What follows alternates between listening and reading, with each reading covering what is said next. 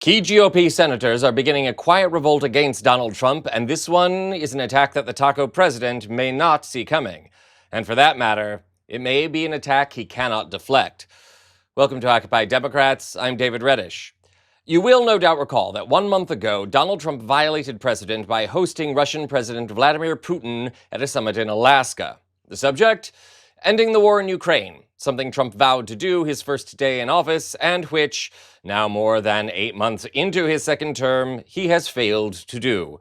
Despite assurances that he and Putin have a great relationship, the war in Ukraine has only escalated, with European allies sounding the alarm over Russia's increased aggression. Then, last week, this happened. President Trump asking why Russia is sending drones into Poland, a NATO country that U.S. and NATO members have promised to defend. What's with Russia violating Poland's airspace with drones? Here we go. NATO scrambling F-16 and F-35 fighter jets and shooting down 4 of the at least 19 drones. The first time since NATO was formed that an adversary's weapons have been targeted in Allied airspace.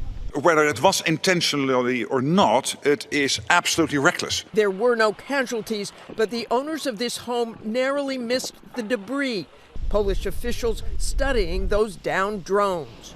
This comes nearly a month after President Trump's summit with Putin in Alaska. Since then, Russia ramping up deadly attacks on Ukraine. Just days ago, President Zelensky telling me Putin doesn't want peace. I always said we can't trust Putin. He plays games, and he's playing games with the United States. I think so.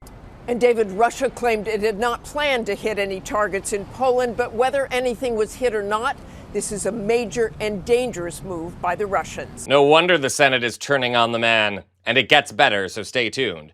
Clearly, there are two things going on here. One is that Putin is testing NATO defenses. The Russian president claimed earlier this week that NATO is at war with Russia, which is simply not true. NATO is not perpetuating attacks on Russia, though some NATO countries, including the US, are sending aid to Ukraine, which Russia invaded. So the reality here is that Russia is trying to start a war with NATO, or put NATO in an impossible decision between supporting Ukraine and going to full-scale war with Russia. Of course, there is also the option of sanctions. Trump has called on our NATO allies to sanction Russia, but he hesitates to do the same thing himself. Europe they're my friends, but they're buying oil from Russia. So we can't be expected to be the only ones that are, full bore.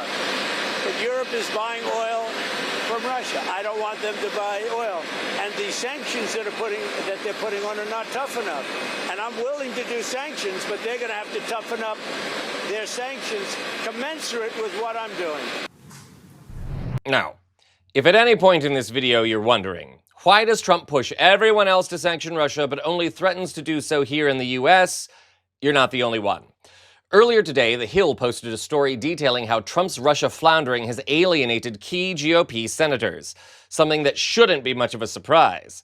The difference this time, however, is that those same senators may have a trick up their sleeve. The Hill report cites increasing open criticism from GOP senators, including Lindsey Graham, Lisa Murkowski, and Thom Tillis.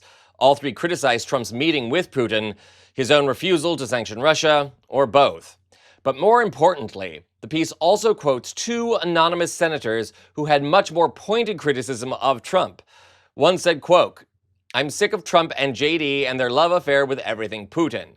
They're just testing how far we'll bend over. It makes me sick," close quote. A second senator also decried Trump's mixed messages on Russia and Putin. But here's the real kicker. Those senators must now pass a continuing budget resolution to keep the government functioning.